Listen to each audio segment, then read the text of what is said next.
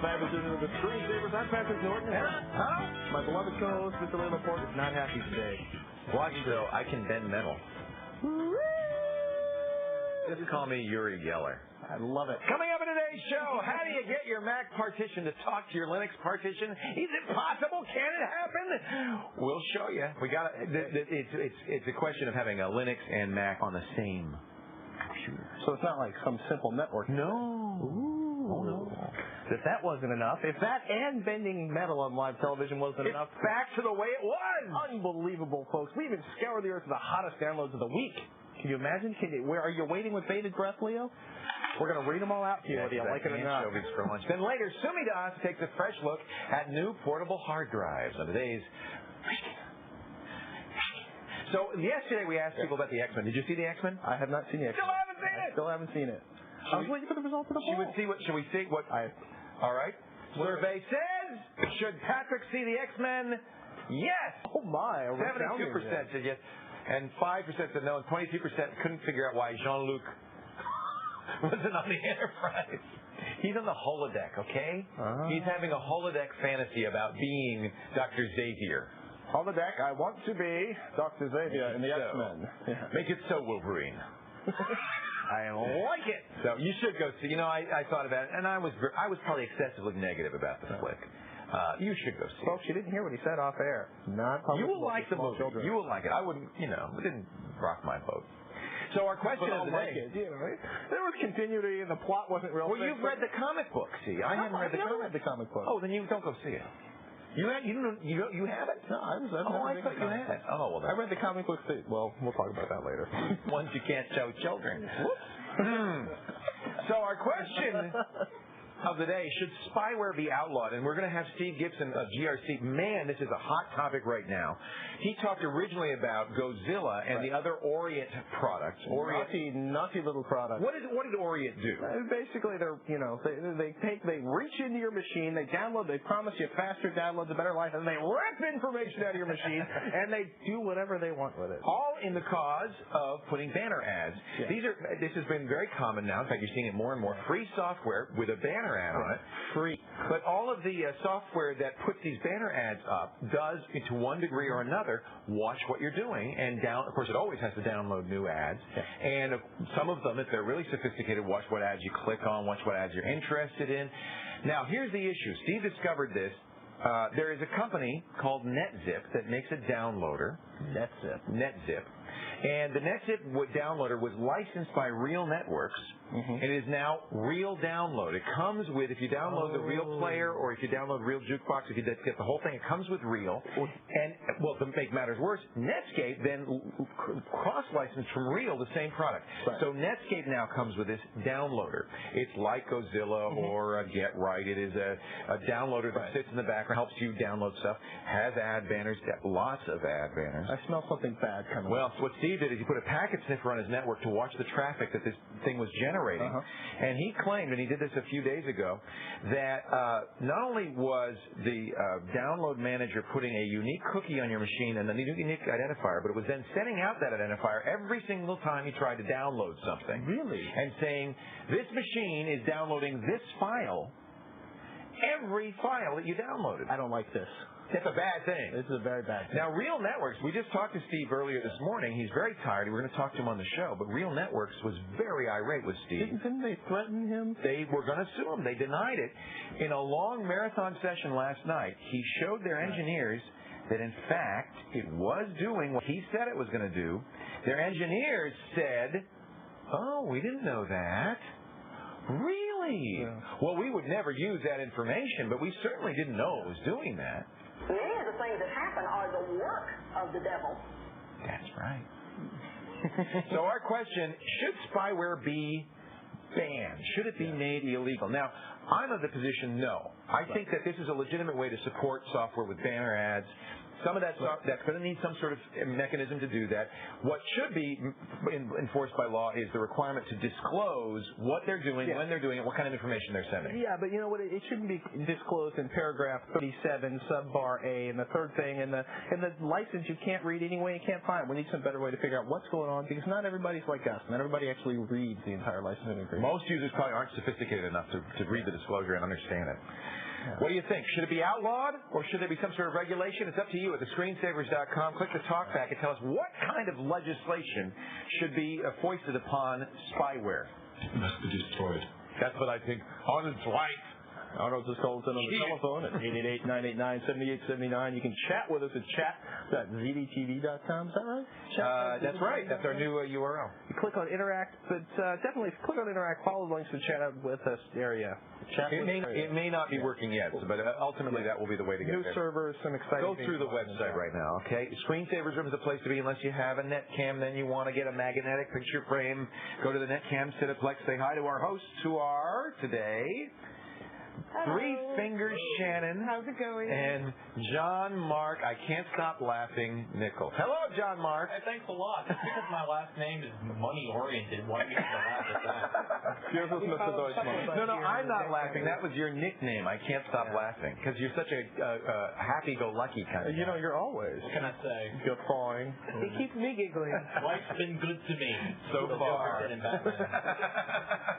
We're going to have to start calling him Joe Walsh. All right, guys, so you're going to look for some good callers for us so we can give them some magnets? Oh, yeah. All right, cool. Get in the Netcam Cineplex, say hi to John Mark and to Shannon. Get yourself a magnetic picture frame, then you could be on your fridge just as. Who's on our fridge today? Somebody good? Somebody wonderful? Oh, we got a vacuum train in New York that actually runs on Windows 95. Oh, that's scary.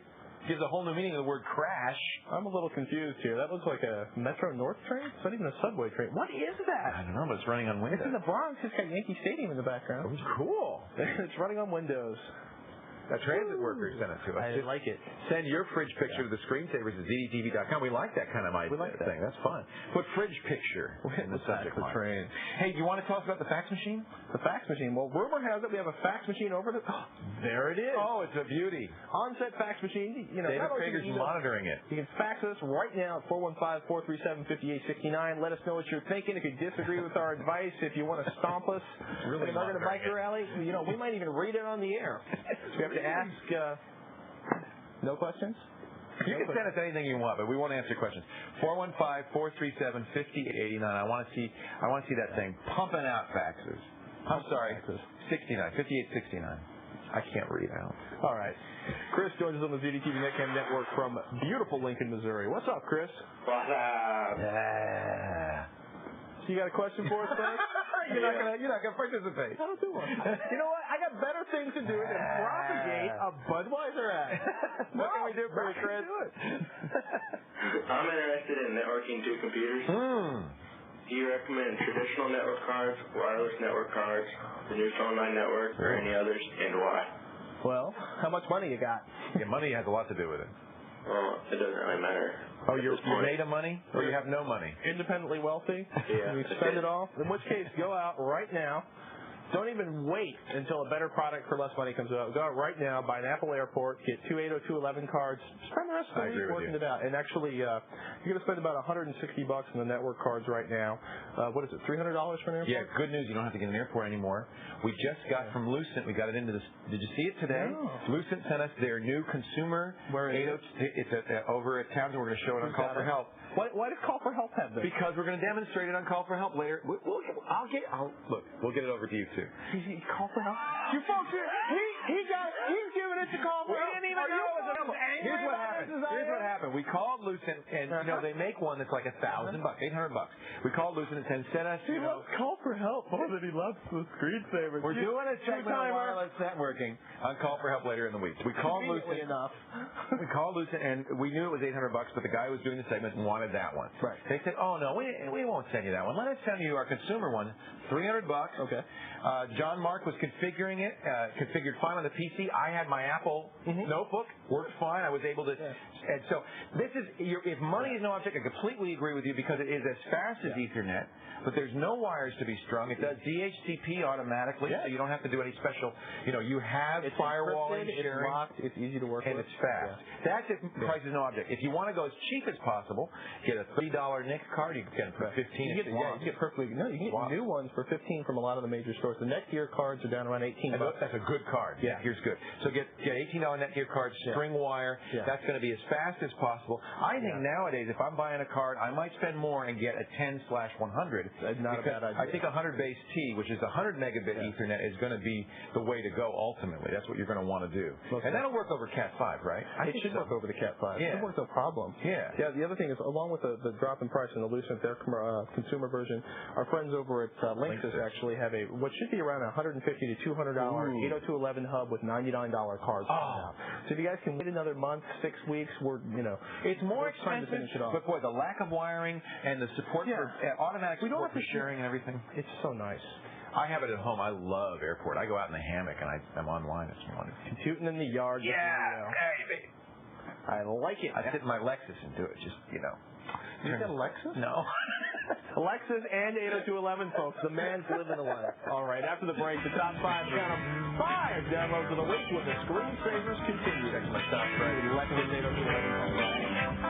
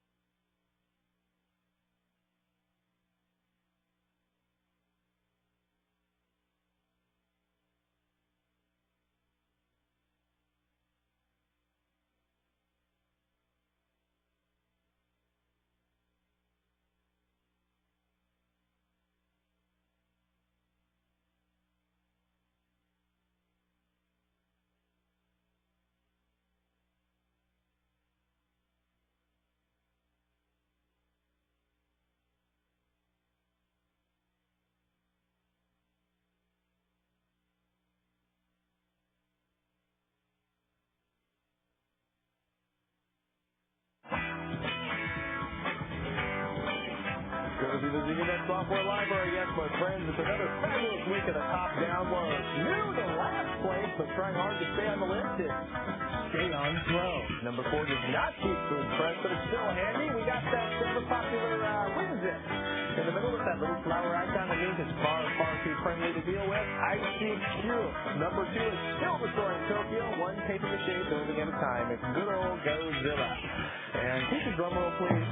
This week's top download, keeping the world safe from online baddies, it's Zone Alarm. You can download any of these programs and so many, many more from the ZDNet software library at hotfiles.com. Now let's kick it over to my man Leo. Leo, what's going on? I'll tell you what's going on. Our very first fax, Tony in New Jersey, he writes, "What's up?" Greg joins us on the phone from Littlefield, Texas. Hi, Greg. How you doing? Hello, Greg. Yes, I'm doing great. How are y'all? We're great. How are you? Excellent. What can we do for you? I guess we got a loop there. a DDR GeForce. Okay. I've read about the GeForce 2, and from what I've read, it's about twice as fast. What kind of a real performance gain am I going to get if I go with the GeForce 2 over my current card? You know, I'm gonna ask my buddy Patrick to help us out on that one, because you've played more with the GeForce 2 than I have. Yeah, I mean, the truth is when you get right down to it, 10, 20%, the numbers don't stick to me, but you own a GeForce now? He's got DDR, so he's got a very fast GeForce. Don't bother. You know, at least 3 months ago, we were saying there's no software to take advantage of the DDR card. Right. There are a couple of things that I like a lot about the new GeForce 2. One is it's got hardware TNL. Right. And it also has, and this is, 3DFX was saying, we've got full scene anti-aliasing built into hardware. That's going to send us way ahead of NVIDIA. Well, lo and behold, the GeForce 2 has also got full scene anti-aliasing built in, and it's a faster implementation. Yeah, I mean, it's one of them. It's one of you can really lots of semantic arguments, lots of pain in the ass. You got the DDR card? Do you like it? He's going to be happy with it. You happy with it?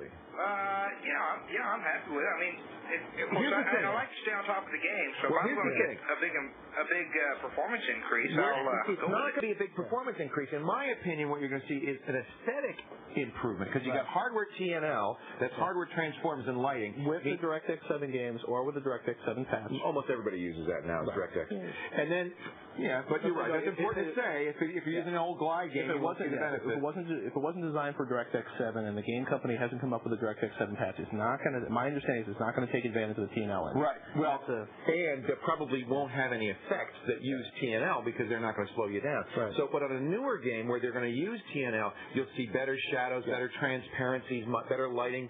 So that's going to make a big difference. Is it $300 for the difference, though? No, I'm not saying for him not to buy it. I'm not saying for him to buy it. I'm just saying what you're going to get. You're going to have to make the call on whether it's worth $300 or not. I'm running a Falcon Northwest 700 app on right now, so I'm pretty heavy into the game, and I'll spend what it takes. Let me hold off on my recommendation. I'm going to keep my mouth shut. I'm going to hold off. No, but I'm going to say not to buy it too. But I'm going to say not to buy it for a different reason. Okay. I know Patrick is an SSE fan, but I had to give my money to the small time maker, the AMD. They're both great chips. Okay, they really are. They're both faster than, well, I can't say that word. They're faster than guano through a goose, folks. But you know what? We don't even want to get into that. I'll tell you the truth. The video card makes more of a difference in the processor. You got a great video card. But let me get back to what I'm saying. The GeForce 2 hardware TNL, full scene anti-aliasing means less jaggies, means things don't disappear when they get down to 1 pixel width. Yeah. So there is some real advantage to the aesthetics. So games that are written to take advantage of that, next generation games, some of them are out already, will look better. But don't buy it. Now, he says don't buy it because your DDR is fine. Yeah. I say don't buy it because the GeForce 2 is an interim card. Yeah. Before there's a big honking improvement. And that's going to be sometime later this year, don't you think? So we're going to see a big step forward with the NVIDIA. They're doing the NV10, the NV15. Right.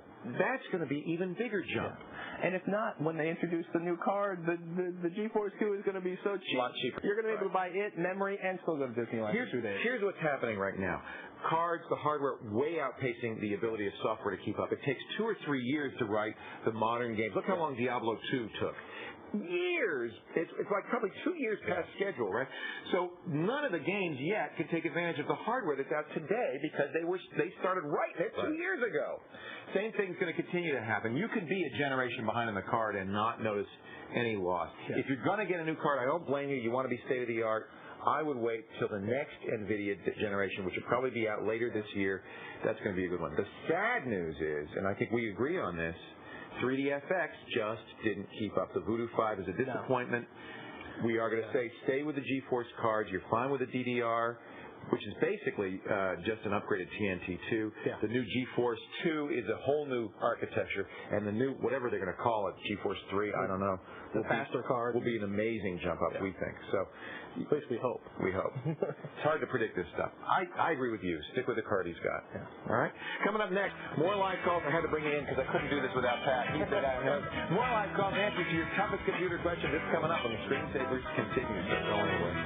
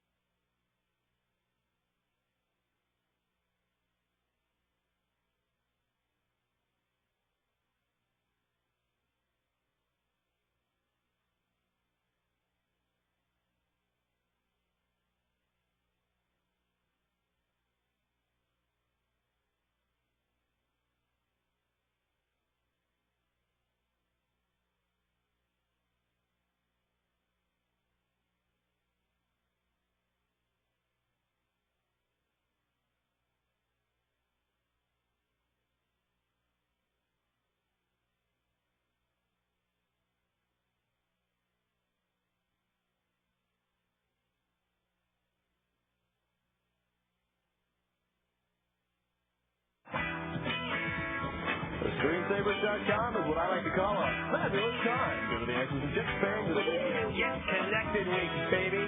People thinking to yourself, gosh, I wish I knew how to get connected. Well, now you can. You can find what you need to get connected on the Answers and Tips page at the ScreenSavers.com. Now, here's Leo again with a special guest. Leo? Thank you, Patrick. And we mentioned this at the beginning of the show.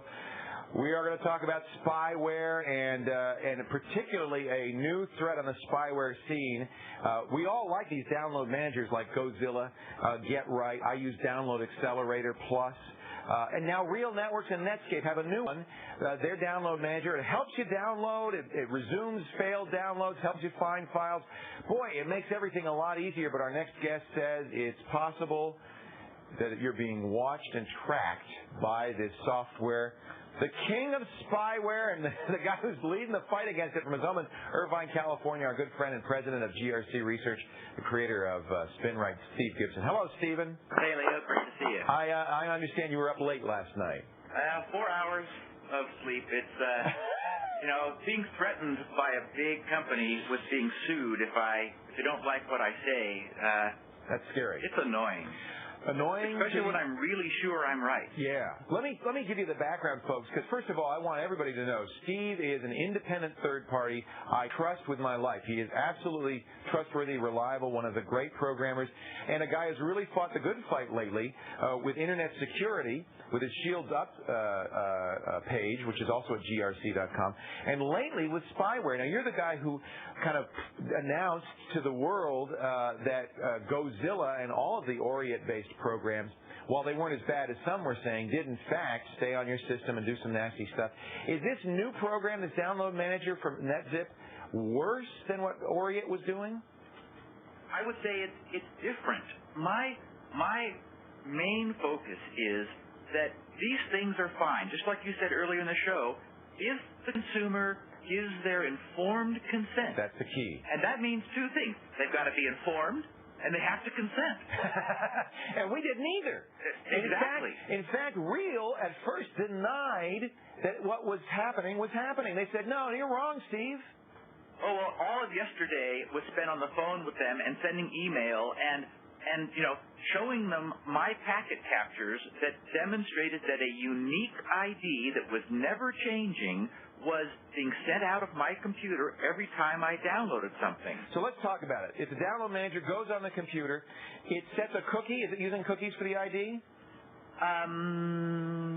No, it doesn't use a cookie. What it actually uses, Windows provides something in the standard Windows API called it's sometimes called a GUID, the GUID, the globally unique identifier. Right. And that was created by Microsoft to give software publishers something sort of like a serial number, which of course pisses off the privacy guys, but it's like a serial number that software can be locked to or be like registered to. So when the software runs, when it installs, it creates a GUID that's unique to your machine.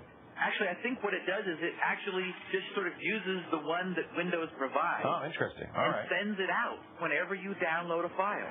So does it send out the name of the file, too? The full URL. And that was really, that's annoying to me. It's like, it's no one's business where I go on the net and what files I download. Now, you found this out by monitoring the traffic coming into and out of your computer. That's exactly right. With a so-called packet sniffer. Right. When you announced out to the world, you sent me a message. You sent, I think, 325,000 people a message. Yeah, my whole mailing list. Which is wonderful. And I had downloaded it this weekend. I didn't like it anyway because it puts up big windows with lots of ads. It was really annoying. It's a terrible product anyway. Yep. But I was appalled. Now, if I've uninstalled it, am I okay? Yes. I don't have to run opt-out your software to clear out the spyware. That's absolutely correct. And every case, whether it's the download demon, which is, interestingly named, that was NetZip's product, or Smart Download from Netscape, or Real Download from Real Network, all three programs, when installed, have an entry in the add remove programs list that you can get to, in the control panel. Right. And so, just yank it out of there and you'll be okay. That's good news. Now, I just ought to say, for the record, for what it's worth, Real absolutely denies that first of all, they denied there was anything like what I was talking about, and you wouldn't believe the letter they wrote me. You showed them wrong, right? Absolutely. I showed them, and they will soon be making a formal statement that basically declares, "Oops, we had a bug in our code." Yeah, right. Now I got to say, this really bugs me. The same thing happened with Real Jukebox. They denied it, then they admitted it. Yeah. Then they changed it, and now it's happening again. And you're telling, I'm sorry, Real, I don't buy it. Yeah. But they did admit that you were right. Are they going to modify the software? Yes, I think that they haven't confirmed it, but they said they recognize it. They're claiming they're not using this thing. Well, they may not be. They absolutely may not be. Yeah, and it may be kind of part of the function of this product. I know something like Gozilla, Get Right, Download Accelerator, they do go out and try to find the same file on other servers. So maybe it can be justified as part of the functionality of the product. Imagine how cool it would be if we had like a top 10 or a top 20 list from all over the net, all over the internet. And you'd know for sure, right? Yeah, and this thing would be like sending back any file you download. It could pull all the data together, and it could present us with here are the hot files that everyone's downloaded. Oh, that's not so bad, is it? That's a cool idea, but yeah. I don't want them to send a tag that says it's. I get it. Exactly. Yeah, because think of all the nefarious uses you could use. The exactly. government could use it to monitor what you're downloading, things like that. That would be terrible. Right. Now, I was presuming in the beginning, before they absolutely told me not, that they were building little profiles of people. You know, if they're not, it's just because they didn't think of it. Yeah. I'm speaking for myself. I'm not putting words in your mouth. That's what I think. One scary thing happened that I haven't yet put up on the page, and I asked them about yesterday, and I don't have any reaction yet, but it's sort of freaky. When they made me look at my results again, under the threat of a lawsuit, I noticed something I hadn't seen last Friday. Yeah. And that was my actual name and my private email address were being sent out to them when I downloaded a file. Oh, wait a minute. Yeah. That's going too far. Well, it's true. And I addressed a piece of email that said, the subject was avoiding paranoia. Yeah. And I sent it to the real guys that I was talking with yesterday, and I said, okay, what's this? They said, and the gal that I was talking to, the technical manager, called back and said, have you ever bought anything from us? And I said, oh yeah, a couple months ago, I actually purchased Real Producer. So that's where they got your name and your email address. Yeah. And your credit card number, and probably your street address. Well, so they said, you're right that they have all that. They said that I must have received a cookie back then when I was contacting their e-commerce server. So they're cross-referencing cookies. Well, and the problem is, now, here they're loudly saying over and over that it's totally anonymous. You have no way of connecting who you are but they did, with what you download. Steve, we're almost out of time. I just want to ask you real quickly, a product like Zone Alarm, does that protect you against something like this? Unfortunately, it can't because this thing uses, just like the Oriate stuff, it uses the browser's permissions in order to communicate. As long as you said, the browser gets to communicate, it's going to communicate. Yep. There's nothing you can do to stop it. You said Real's backing down. They're going to make a change. Folks, watch for that. In the meantime, I don't recommend you use this product. I don't know what you say, Steve. If you want to know more about this, the best thing to do is read up. Steve is keeping us all up to date at his website, grc.com. Steve, I have a feeling this is going to be a trend. I think we need to fight the fight. It's great to, there is grc.com. It's great to get free software. It's fine to have banner ad supported software. They've got to tell us what they're doing. Yep. Full disclosure is absolutely imperative. Thank you for fighting the good fight. Great to talk to you again, I appreciate it, Steve. Stay where you are, folks. Still to come on this very show. We're going to see if we can move data between our Mac partition and our Linux partition on the same computer. We're going to get up close and personal. Then we'll solve some more of your problems. And Sumi Das has found a hard drive that'll fit in her pocket. And she's got small pockets. That's on today's Fresh Gear. All that more as the screensavers rolls on.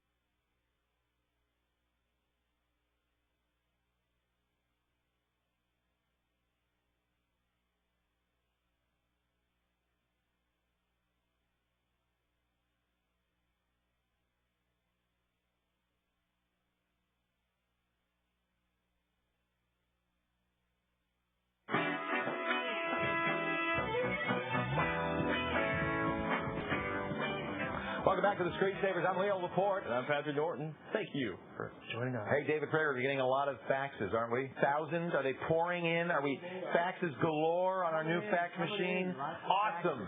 Awesome. There they are. And there are a lot of them talking about, of course, what we were just talking about with Steve Gibson. There's an entire page of hand-printed text on the fax machine. Why the heck not? Well, they're writing awful fast, Leo. I'm impressed.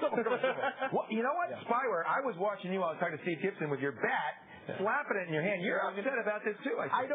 You know what? I don't like it. Okay, I'm a journalist, right? There's nothing I hate worse than somebody calling up and going, "You were wrong, and we're going to sue you." We get that a lot. And then you can sit down and go, "Well, here's the benchmark results. Your product sucked, and it cost twice as much, and it broke, and we were really nice to it." And then they go, "Oh, you have evidence." Never mind. Yeah.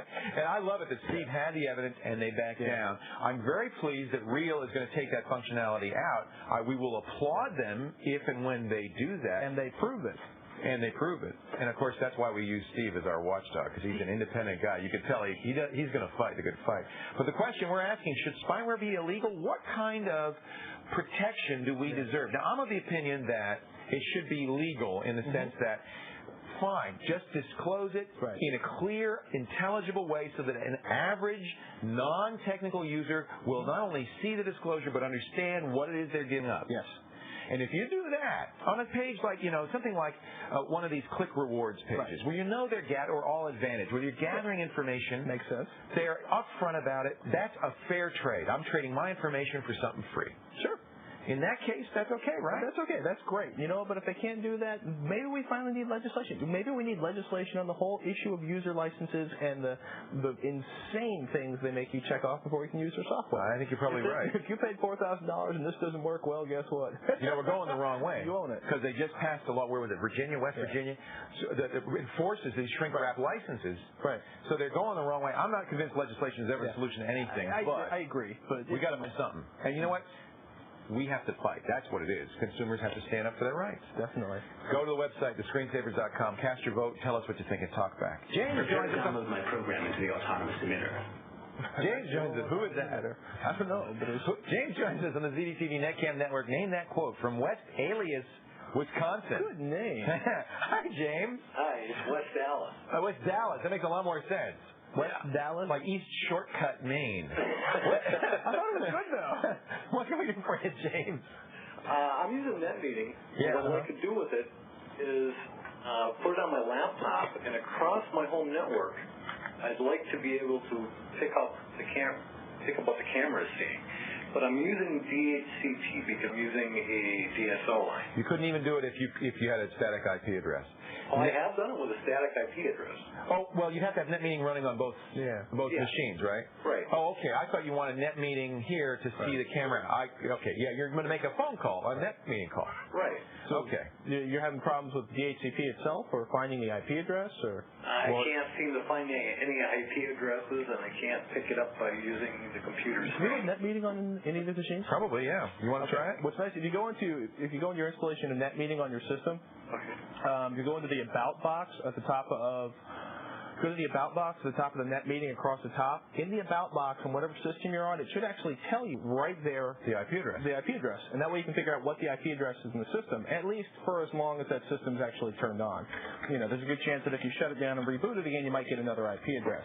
What's happening is it's showing the IP address the DSL modem's using, and it's telling me I can't call myself. Right. Oh, so it's only seeing that one. Which DS?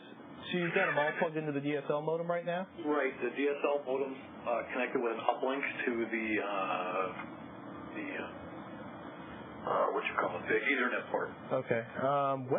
Okay, so let's think here. All right. How are you sharing the internet access across all the computers? The modem plugs into a gateway. No, it plugs into the hub. The hub must be a router then. I guess it's using it. It uplinks to the hub, and then both computers get everything. There must be a DHCP server somewhere. Where is that? That I don't know. I wonder if his provider is providing him with DHCP. That would be pretty. Is that how it's working? So that you never entered in an IP address on any of the machines? You don't have a stat IP? No static IP on either machine. So obviously, whoever's providing your DSL has given you DHCP set up so that as soon as any machine logs in, it's assigned a number at that time. Is that correct? Is that your understanding of what's going on? I guess so. It has to be. If you've got a passive hub plugged into the DSL modem and all the machines are plugged into the passive hub, then the DSL modem. Can you all be online at the same time? Yeah. See, that's unusual because most DSL guys don't want to give you 5, 6, 7, 8, 9 IP addresses. They have a limited pool. So usually what they do is they'll give you a DHCP for one machine, and then it's your responsibility for sharing it out from that one gateway or a Linksys router or something like that. What it does is every time, excuse me, if I reboot or turn the power on and off the DSL modem, I will get a new IP address. All right, I got it now. Your DSL modem's a router. Now I understand what's going on. Your DSL modem's a router. So you do have a static IP address. That's the IP address that goes in the modem. Then that modem's doing the DHCP. That's what's going on. Makes sense. So, but when it does DHCP, it assigns an IP address to that machine. Every machine has to have an IP address. In your case, it's a local address like 10.0.0.8. What you need to do is find out what the IP address is of that machine. And it shouldn't change from session to session. No, with, I believe it's WinIP config? Yeah. All right. It does not. You go to you're using Ethernet on those machines? Ethernet adapter? Right. Okay, so this is the same thing as NetMeeting would have done, so I don't know why it wouldn't work. But here it is. You go to Start, Run, you type WIN IP CFG, and then it'll put up this. And then you select your Ethernet adapter. Make sure you select that. That will tell you the IP address of that piece of hardware. By the way, that's the same number that you were talking about in NetMeeting. It gives me a 0.0.0.0. That's not what we want to hear. Interesting. Are you sure you're not looking at your PPP adapter or your some other? Oh, I'm sorry. Yeah, that's the PPP adapter. Yeah, look at your Ethernet adapter. Okay, it gives me the same address, the IP address that the DSL modem's using. Oh, interesting. I don't know. You know what? Let's ask our viewing audience to help us out. Fax us the answer. Email us the answer. Call us with the answer. You got me. I've never seen it set up like that. They might be binding the IP access into another network protocol and using that to share among the machines? No, there's two protocols, NetBIOS and TCP/IP. That's what they're doing. We're out of time, so we can't go any further on our investigations. We'll see if we can solve this. But don't go anywhere, because even though we did nothing to help you, you're going to help us, okay? All right. Patrick's going to chat. Will you take us to break, James? And by the way, are those your children in the background? Use them. Yes, that's my children in the background. Name them. Who are they? That's Emily and Nicholas. Hi, Emily. Hi, Nicholas. Nicholas is a gamer. Cool. Take us to break, will you, James? Thanks, Patrick and Leo. Sumi DOS shows off her new portable hard drive. Screensavers continue. Hi, Emily. Hi, Nicholas. See you, James. Thank you. We'll stop this one.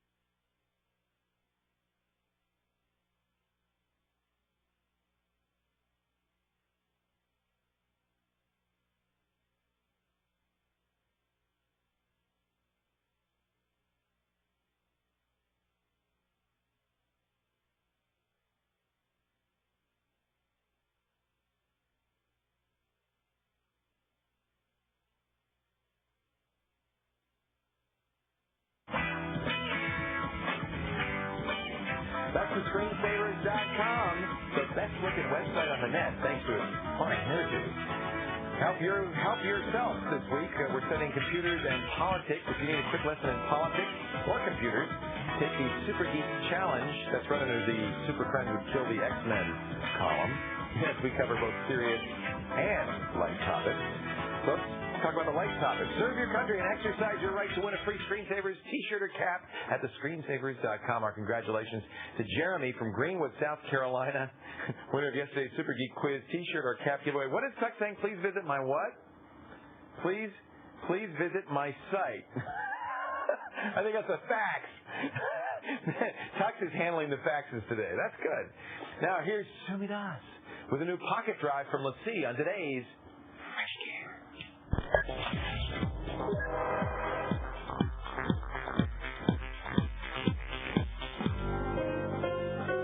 Mobile computing is becoming a steadfast requirement in today's tech world, and portable storage devices are much needed additions for the wired traveler.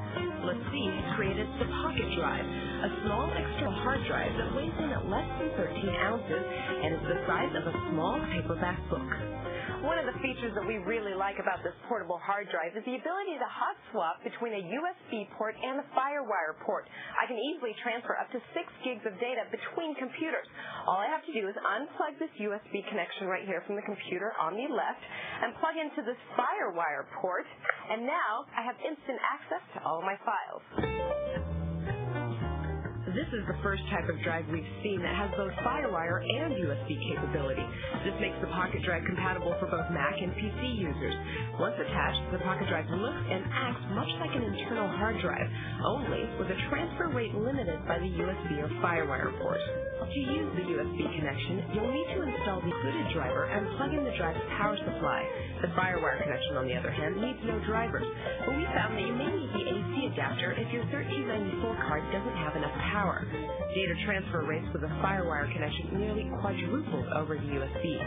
Overall, 6 gigs in this portable size is very convenient. The Pocket Drive offers great flexibility with both FireWire and USB connections and is easy to use. Despite the inconsistencies with the power supply, good things do come in small packages. We give the Let's See Pocket Drive 4 out of 5 stars. The 6 gig drive retails for $399, and the 18 gigabyte hard drive costs $799. Both are available now.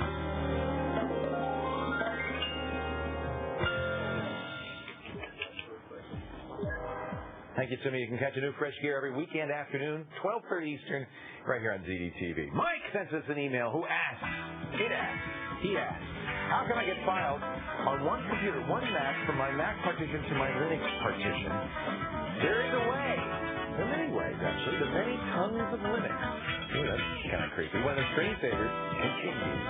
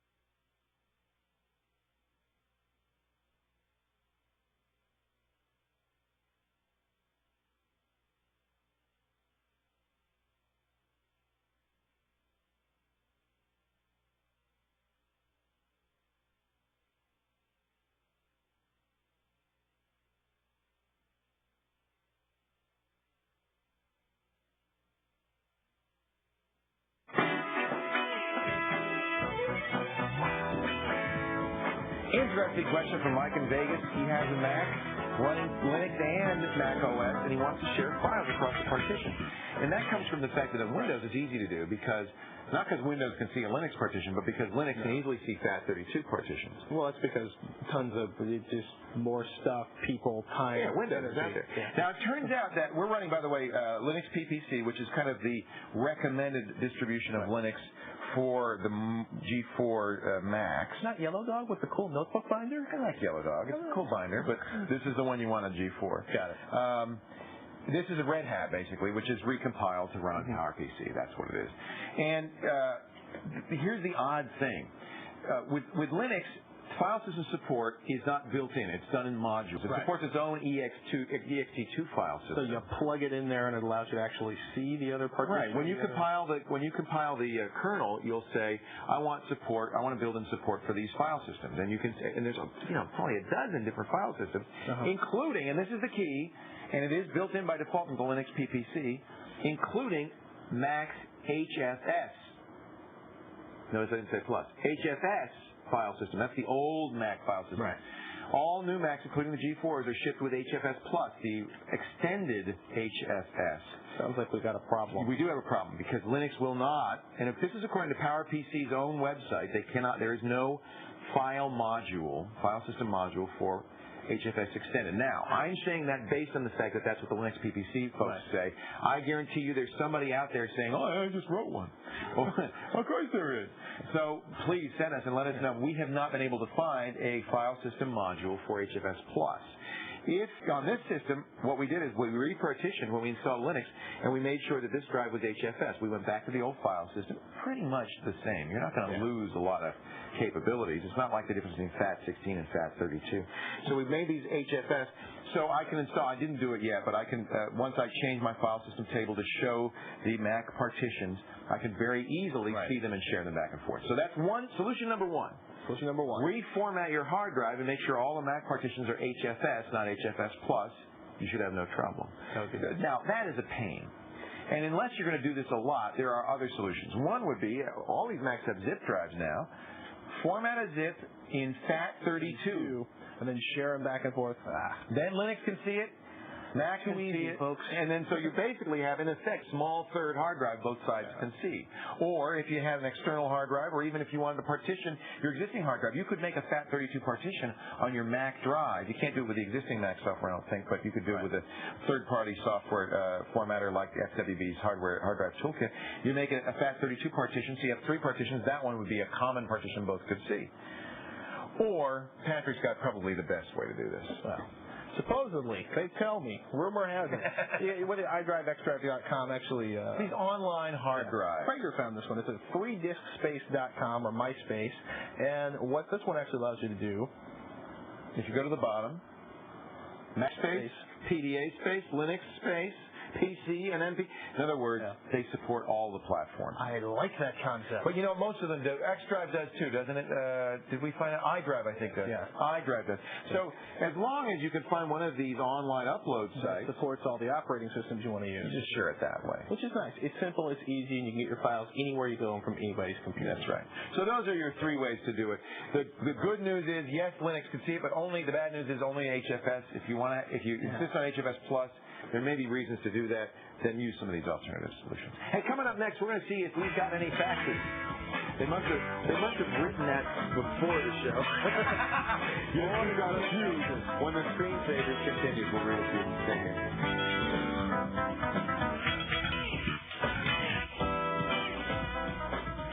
Don't touch the dial. The screensavers will be right back soon.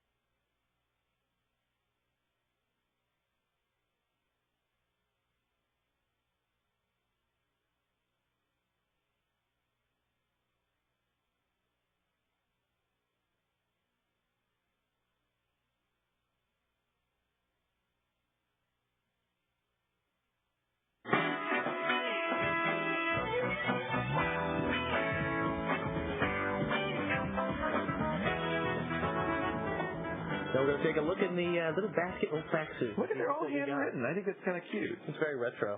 I wonder why. Is that because? Well, here's some that aren't handwritten. The new NHL refs uniforms. Very nice.